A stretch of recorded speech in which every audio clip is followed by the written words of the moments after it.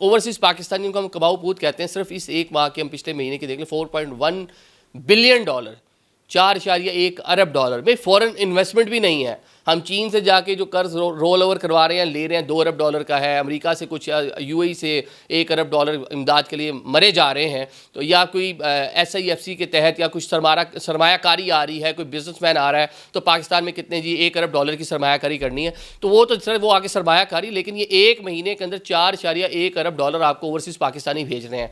और एनुअल अगर देख लें तो एनुअल ये फिगर अराउंड बनता है कोई $38 बिलियन। एक बड़ी जो है कह लें कि पैसा है जो फ़ॉरेन जो लोग हैं वो अपने प्यारों को पाकिस्तान भेजते हैं, या इन्वेस्टमेंट होती है, बिज़नेस चल रहे हैं, उसकी वजह से लोगों के घर चल रहे हैं।